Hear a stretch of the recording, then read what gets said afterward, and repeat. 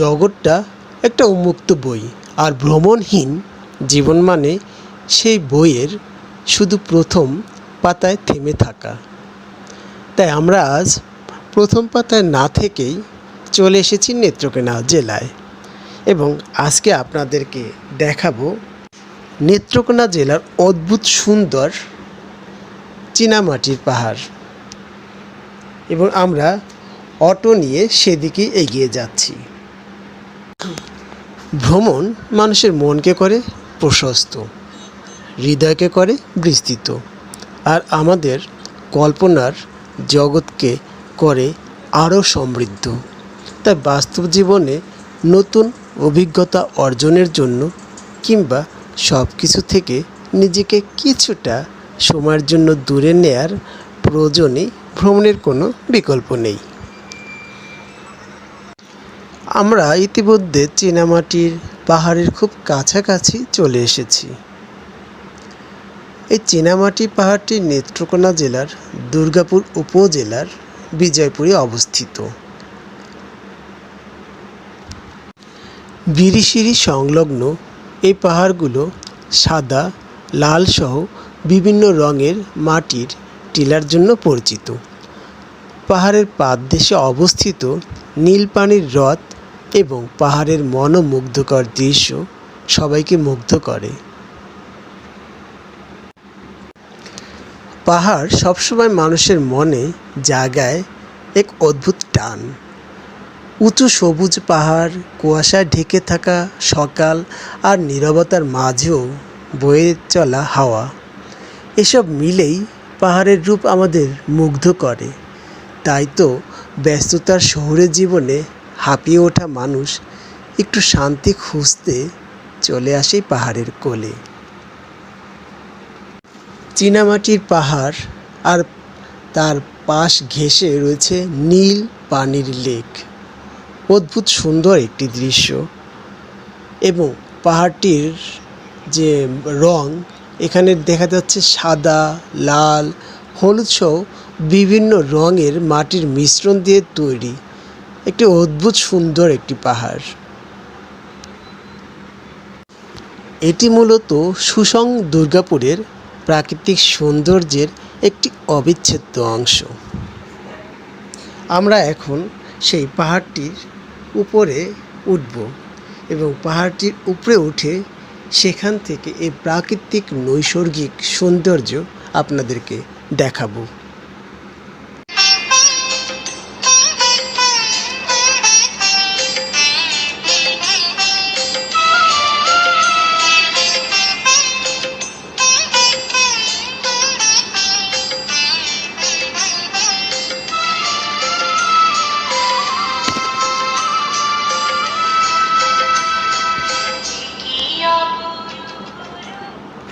আমরা পাহাড়টির উপরে উঠতেছি, এবং উঠতে উঠতে অনেকটা হাঁপিয়ে উঠেছি।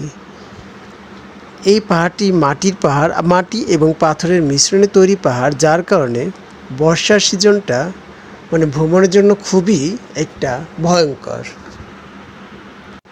তাই এই চীনামাটির পাহাড়ে ভ্রমণের জন্য সবচেয়ে উপযুক্ত সময় হলো নভেম্বর থেকে ফেব্রুয়ারি বা মার্চ। আমাদেরকে আরও অনেক উপরে উঠতে হবে।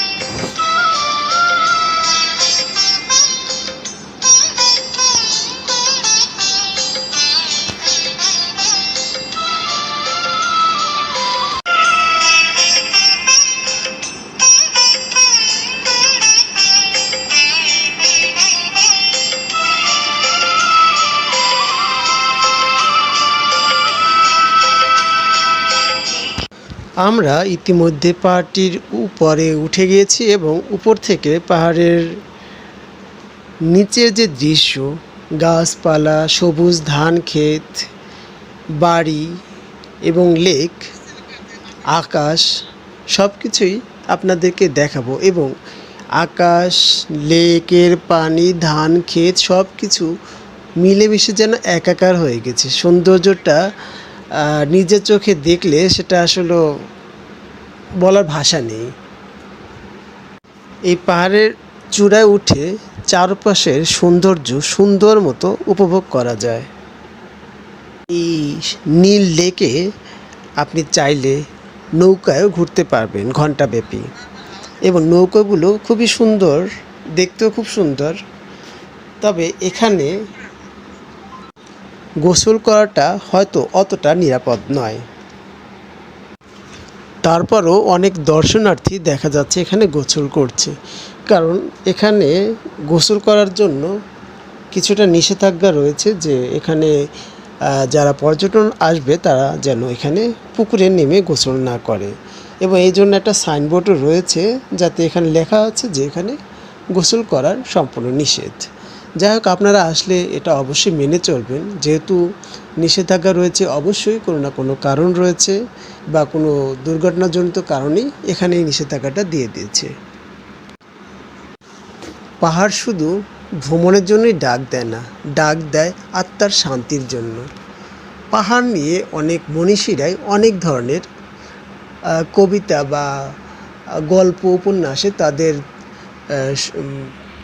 মনোভাব প্রকাশ করেছেন।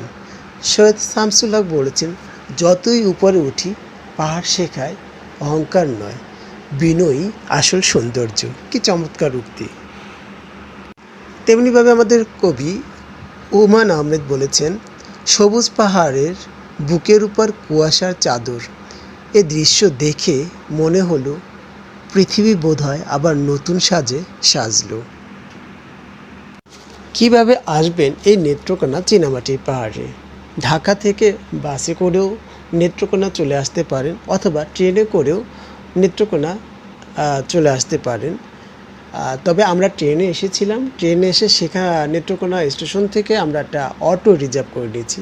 তবে সারা দিনের জন্য যদি আপনি একটা অটো রিজার্ভ করে বিভিন্ন জায়গায় ঘুরতে চান, তবে সেটা সবচেয়ে ভালো হয়। ধন্যবাদ এতক্ষণ ধৈর্য সহকারে আমার ভিডিওটি দেখার জন্য।